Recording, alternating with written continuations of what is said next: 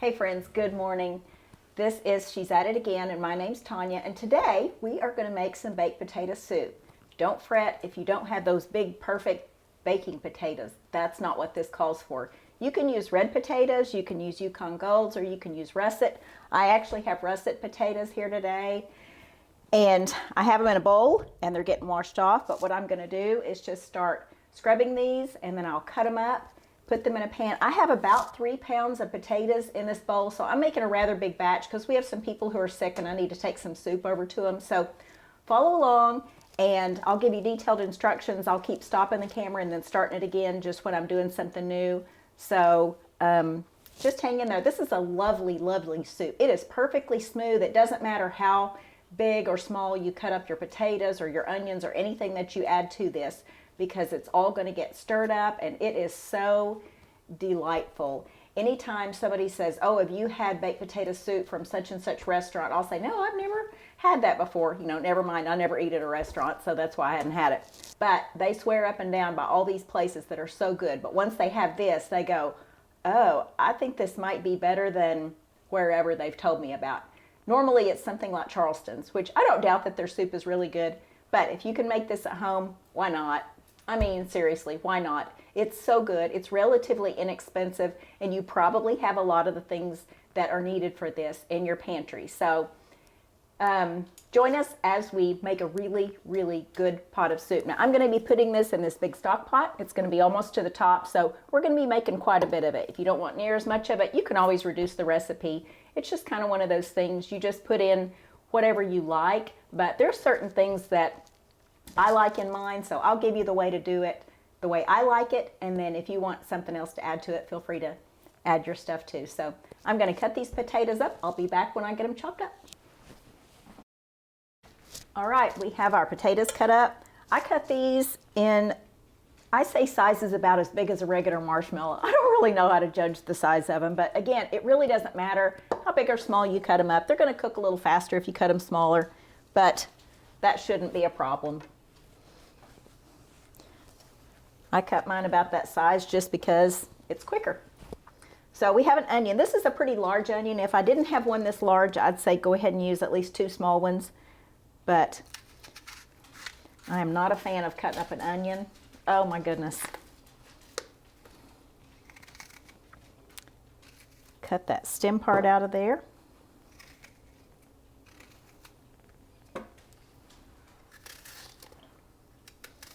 And I cut these up in big chunks just because the quicker the better, the faster I can get out of standing in front of it. Ugh.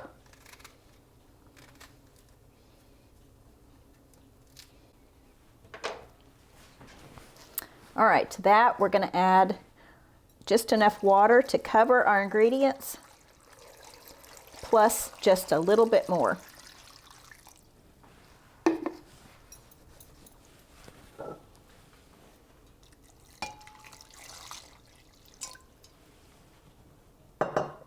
Okay, you get a good look at that. It's just enough water. We're going to put this on the stove and cook this. Turn it up to high. When it starts boiling, turn it down. You can put a lid on it to keep the heat in, make it cook a little faster. And we'll cook this until the potatoes are soft. And you know, when you stick a knife down into the potato, raise it up, and the potato slides off, that potato's ready to go. So we'll come back when the potatoes are cooked, and I'll show you what to do next.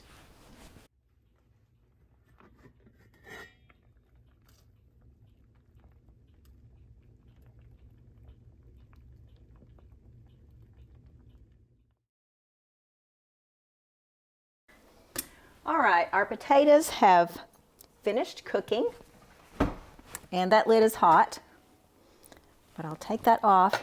We're just going to add a couple of things to it right now, one being a full stick of butter, so that's half a cup of butter.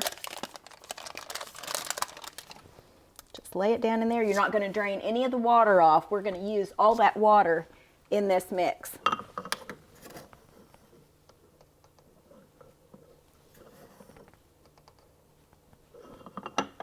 Let's give it a full tablespoon of salt. Put that lid back on there.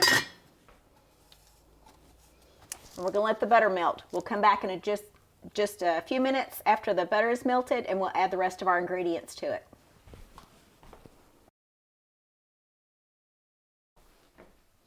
All right, our butter is melted in our pan. So we have our chunks of potatoes, our chunks of onions. We have the water that we cooked it in, which we're leaving in there.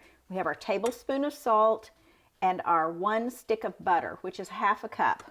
So what we're gonna do, I'm gonna grab this immersion blender. If you don't have one yet, please go get one. It just makes things so much better. If you don't have one for this, don't sweat it. The more you stir it, the more it falls apart. It's gonna be creamy, but it's not gonna be near as smooth as it will be if you use the immersion blender. So put the immersion blender, as it says immersion, you're gonna stick it all the way down in the liquid. Start pulsing it. And you don't have to get all the chunks out, but because we left our peels on our potatoes, it helps to chop those up a bit too.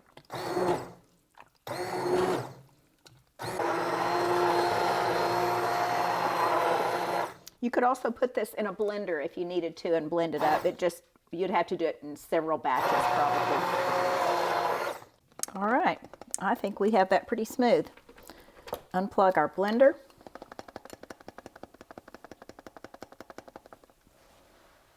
Set that aside.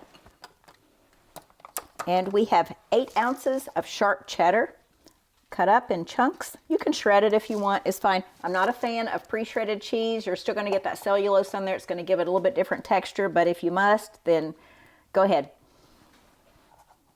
But this is just sharp cheddar. You can use extra sharp if you want, that's fine. Drop it down in there. And I chopped up about 3 hefty slices of good uncured bacon that's been cooked.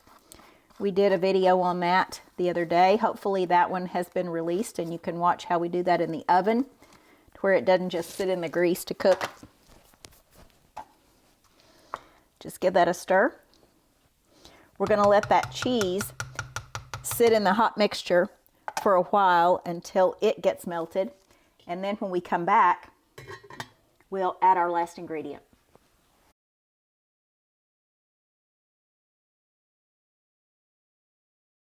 All right, last step to our soup. It's a little transparent right now. So what we want to do is give it that creamy appearance, but also that delicious taste of dairy in it, of course. We have the butter in there, but that's just not quite enough. Anybody knows that you don't just put butter on a baked potato. You have to have sour cream. So we have our sour cream right here. But before our sour cream, we want to put some heavy cream, whole milk, half and half, whatever you have. We're just going to give it that extra creaminess.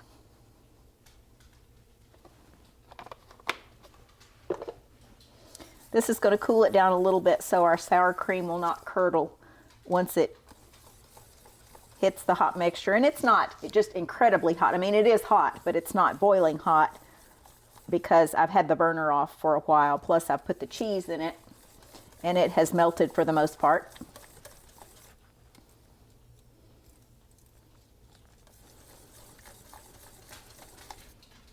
So just put however much you want in there. Basically, it's just going to give it a more liquid state instead of being quite so thick. But then we put our sour cream in, and I'm going to put, I think there's about a cup left in this container, and that's about what I would generally put in it anyway. So we're just going to put all that's left in there.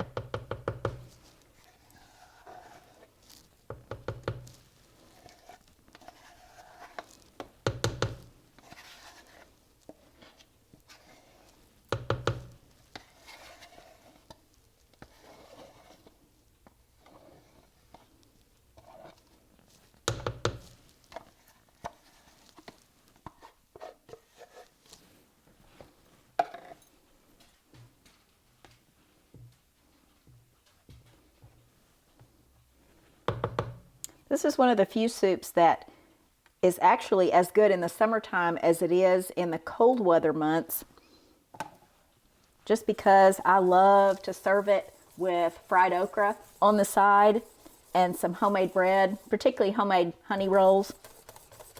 But if you make sourdough bread bowls, this is really, really good in that too. Now the only thing left to do, you have all of your ingredients already in this. You could have just served this without the cheese and the bacon, served it alongside, but because I'm probably going to put it in containers and transport it to somebody's house, I don't want to have to carry all the different containers and have them remember what to put in it. So we just dumped everything all in it. But what you don't want to put in it early is your green onions. So if you'll buy fresh green onions, or if you have some planted at your house, go out there and snip the green parts off, cut them in little pieces. So you're basically going to have chopped green onions, and then sprinkle this atop hot servings of this. And it is just the prettiest bowl of soup. It is so delicious. It is pure comfort food, and you're not going to have one guest that will complain about it from age 3 to 103.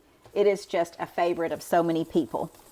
So hope you have enjoyed this. Hope it's been beneficial to you. You can get something out of it. And we look forward to seeing you on the next video. Have a good day.